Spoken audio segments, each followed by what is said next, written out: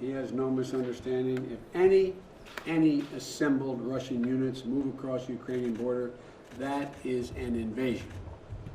But it will be met with severe and coordinated economic response that I've discussed in detail with our allies, as well as laid out very clearly for President Putin. But there is no doubt, let there be no doubt at all, that if Putin makes this choice, Russia will pay a heavy price. There's also not the only scenario we need to be prepared for. Russia has a long history of using measures other than overt military action to carry out aggression. And paramilitary tactics, so-called gray zone attacks, and actions by Russian soldiers not wearing Russian uniforms. Remember when they moved into Donbass, the little green men? They were dealing with those who were Russian sympathizers and said that Russia had nobody in there. Well, that includes little green men in uniforms as well as cyber attack. We have to be ready to respond to these as well in a decisive and united way with a range of tools at our disposal. The Ukrainian Foreign Minister said this morning that he's confident of our support and resolve, and he has a right to be.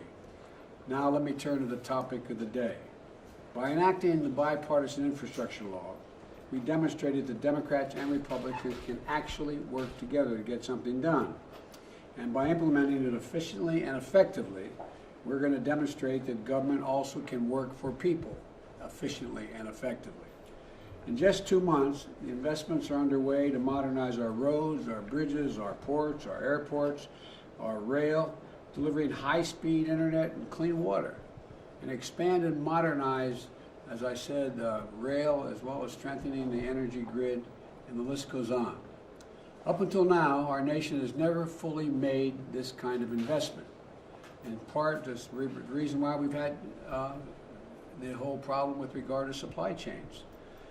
But when we start moving stuff faster through our ports, when bridges don't have weight restrictions, when there's less traffic on our roads because there are more roads to travel on and people aren't backed up bumper to bumper, and more capacity in our rails, that's how we resolve the supply chain problems and get goods to people. We get them to them quicker and cheaper.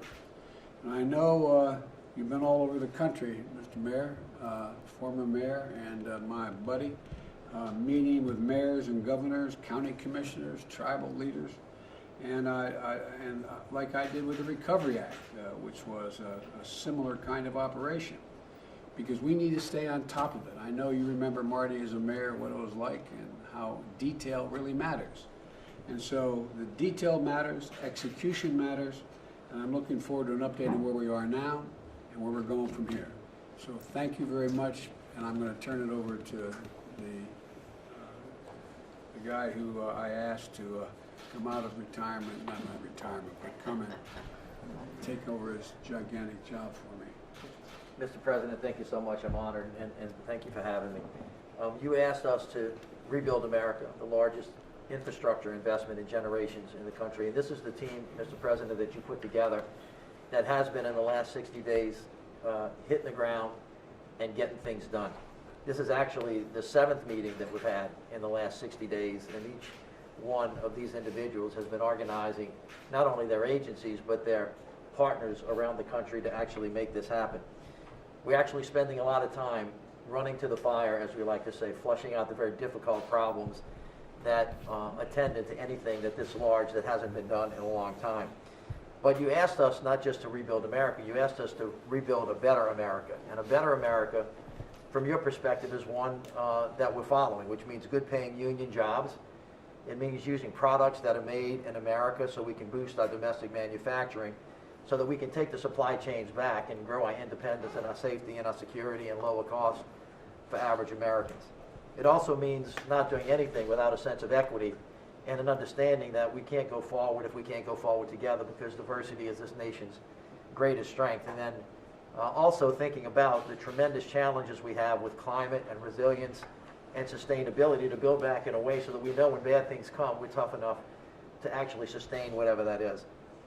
You also said to me when I first got here, listen, the American people need to have our trust, and so therefore accountability and transparency is important, and that we need to make sure that we work with inspector generals and other people to regain the public trust We've done all that stuff. And then finally, as you have reminded me, when you ran the Recovery Act, downline logistics, getting it right on the ground where it matters with people where they live is critically important. And so, Mr. President, this is your team. We're hard at work. We're ready to get the job done, and we're ready to continue to do the work that we've done in the last 60 days. So thank you so much. Okay, let's get to work. Mr. President, have you heard the Ukrainian president's comments that Thank you there are guys, no thank higher you, let's go, come on, let's go, Will you thank you reassure the guys. Ukrainian president? Thank you guys, let's go, thank you, thank you, let's go, thank you, let's go, come on guys, let's go, thank you. Thank you. Don't get hurt, believe me.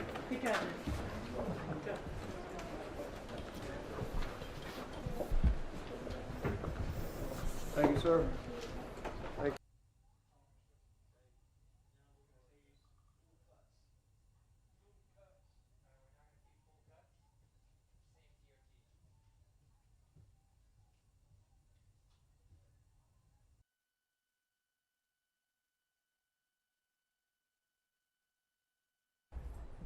Well, let me start by